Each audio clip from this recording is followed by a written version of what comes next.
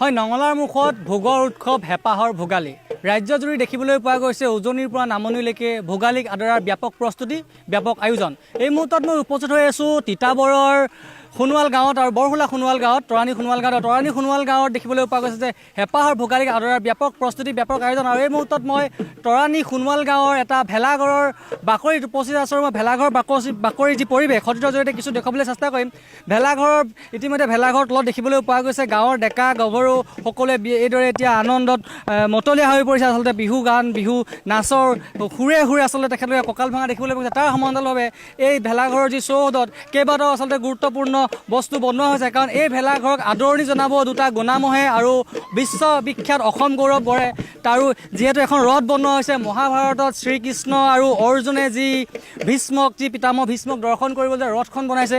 আমি যিগৰাকী লোকে ইয়াত ৰথখন বনাইছে, মই তেখেতৰ লগত কথা পাতিবলৈ চেষ্টা কৰিম যে কিমান দিনৰ পৰা এই প্ৰস্তুতি চলাই আছে। আমি এতিয়া প্ৰায় 15 দিনেই হৈ গ'ল। আমাৰ 15 দিন হৈ গ'ল। 15 দিনৰ পৰা আমি প্ৰস্তুতি চলাই আছোঁ। চব বাঁহৰ আৰু নৰাহে ৰথখন বনাইছে।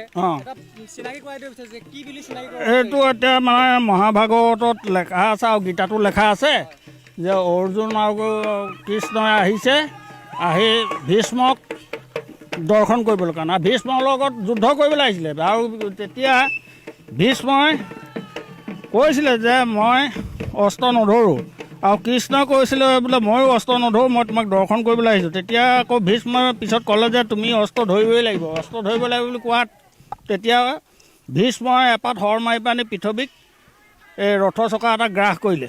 গ্ৰাস কৰাত তেতিয়া গৈ পানি কৃষ্ণই মানে অস্ত্ৰ ধৰিবলৈ সাজু হৈ ধনুহৰ ওচৰলৈ গ'ল। তেতিয়া ভীষ্মই নমস্কাৰ কৰি শয্যাত পৰিলে। তেতিয়া অৰ্জুনে হৰে শয্যাখন বনাই দিছে পৃথিৱী। আৰু সেই দৃশ্যটো কি আচলতে এনেধৰণে বুজাবলৈ চেষ্টা কৰিছে আৰু সজাইছে। আমি দেখুৱাইছোঁ পৰিৱেশটো। আৰু এইফালে আমি যদি দেখুৱাবলৈ চেষ্টা কৰোঁ যে অসম গৌৰৱ বিশ্ববিখ্যাত এশিঙীয়া গড়ৰ ইয়াত এটা প্ৰতিমূৰ্তি নিৰ্মাণ কৰিছে। গাঁৱৰ ডেকা গাভৰু সকলোৱে আচলতে এনেদৰে ভেলাঘৰৰ বাকৰিত, ভেলাঘৰৰ তলত এনেদৰে এতিয়া বিহু জুৰিছে। আমি দেখুৱাইছোঁ পৰিৱেশটো। গাঁৱৰ ডেকা গাভৰু খুৰী বৰমা আইতাসকলে এনেদৰে আচলতে কঁকাল ভাঙি ভাঙি নাচিছে ভেলাঘৰৰ বাকৰিত। মই পৰিৱেশটো দেখুৱাম, তাৰ সমান্তৰালভাৱে কথা পাতিবলৈ চেষ্টা কৰিম, কিয়নো হেঁপাহৰ ভোগালী এতিয়া নঙলামুখ পালেহি আৰু হাঁহে মাহে এসাঁজ খোৱাৰ প্ৰস্তুতি চলাইছে। আৰু যিয়ে তৰাণী সোণোৱাল গাঁৱৰ প্ৰায় 40-50টা পৰিয়াল একেলগে ইয়াত সমবেত হ'ব আৰু উৰুকাৰ নিশা হাঁহে মাহে এসাঁজ খাব। আমি কথা পাতিবলৈ চেষ্টা কৰিম। এগৰাকী আইতা দেখিছোঁ, আইতাই খুব ধুনীয়াকৈ কঁকাল ভাঙি নাচি আছে। আইতা, আমি অকণমান আপোনালোকৰ কথা পাতিবলৈ চেষ্টা কৰিম। আমি উঠনিৰ পৰা দেখি আছোঁ খুব ধুনীয়াকৈ কঁকাল ভাঙি নাচি আছে। ভালেই লাগিছে আকৌ, ভাল লাগিছে। বিহুৰ এবাৰ আয়োজন কি চলাইছে? বিহুৰ আয়োজন কি চলাইছে? এইবোৰ আমাৰ চব চলিব। সান্দহ পিঠা, গাখীৰ গুড় চব। কেনেকুৱা আয়োজন কেনেকুৱা চলিছে? দেখিছোঁ উঠনিৰ পৰা খুব ধুনীয়াকৈ নাচি আছে। আয়োজন আমাৰ দেখিছে আপোনালোকৰ চেনেলৰ যোগেদি। ইয়াতে আমাৰ আজি 40-50 সকলোতে ৰাইজে আহি ইয়াতে সেই আয়োজন চলাইছে। কিমান দিনৰ পৰা চলিছে দেখিছোঁ? আমাৰ ডিচেম্বৰ 11 তাৰিখৰ পৰা। মানে মাহজোৰা এটা প্ৰচেষ্টা। আমি বিহুৰ দৃশ্য দেখাই থাকিম। তাৰ সমান্তৰালত আমি কিছু কথা পাতিবলৈ চেষ্টা কৰিম। যথেষ্ট সংখ্যক লোক আছে, আমি বিহু দেখাই থাকিম। আমি এবাৰ ভেলাঘৰৰ দৃশ্যটো দেখাবলৈ চেষ্টা কৰিছোঁ সতীতৰ জৰিয়তে। আচলতে ভেলাঘৰৰ তলতে এনেদৰে আচলতে গাঁৱৰ ডেকা গাভৰু সকলো একত্ৰিত হৈছে আৰু এনেদৰে আচলতে বিহু জুৰিছে। আচলতে আনন্দ উল্লাস আচলতে মতলীয়া হৈছে। আমি আৰু কথা পাতিবলৈ চেষ্টা কৰিম যে অকণমান যদি সম্ভৱ হয় কথা পাতিবলৈ চেষ্টা কৰিম যে আয়োজন কেনেকুৱা চলিছে? ভালে চলিছে। কি বিহুৰ কাৰণে কি এবাৰ প্ৰস্তুত কৰা হৈছে? সকলো বাৰু পিঠা পনা আদি ভালে লাগিছে। ভাল লাগিছে। ধন্যবাদ জনাইছোঁ। আচলতে আমি পুনৰবাৰ দেখুৱাব বিহু আমি বিহু শুনিবলৈ চেষ্টা কৰিম। আমি বিহু শুনিবলৈ চেষ্টা কৰিম। আপুনি উঠনিৰ পৰা দেখি আছোঁ খুব ধুনীয়াকৈ নাচি আছে, কিন্তু বিহু এটা আপোনাৰ পৰা শুনিবলৈ চেষ্টা কৰিম।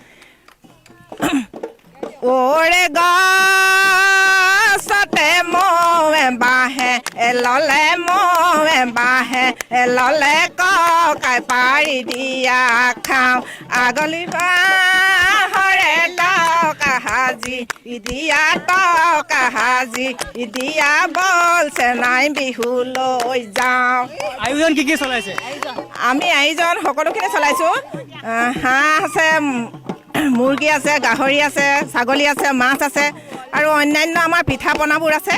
আমি সকলোখিনি আয়োজন চলাইছোঁ সকলোৰে মিলিজুলি আমি এসাঁজ খাম বুলি ভোগালীৰ ভেলাঘৰৰ বাকৰিত উৰুকাৰ নিশা এসাঁজ খাম বুলি সকলো একত্ৰিত হৈছোঁ প্ৰায় 40-50টামান পৰিয়াল আমাৰ ইয়াত একত্ৰিত হৈছোঁ আৰু বিগত বৰ্ষতো আমি এনেদৰে পালন কৰি গৈছোঁ আনন্দ উল্লাহৰ মাজেদি ধন্যবাদ জনাইছোঁ এনেদৰে আচলতে যিহেতু এইখন গাঁৱৰ তৰাণী সোণোৱাল গাঁৱৰ প্ৰায় 40-50টা পৰিয়াল একত্ৰিত হ'ব একত্ৰিত হৈ উৰুকাৰ নিশা হাঁহে মাহে সমিল মিলেৰে সকলোৱে এসাঁজ খাব আৰু এনেদৰে দেখিবলৈ পোৱা গৈছে উজনিৰ পৰা নামনিলৈ ৰাজ্যৰ বিভিন্ন প্ৰান্তত হেঁপাহৰ ভোগালীক আদৰাৰ ব্যাপক প্ৰস্তুতি ব্যাপক আয়োজন চলিছে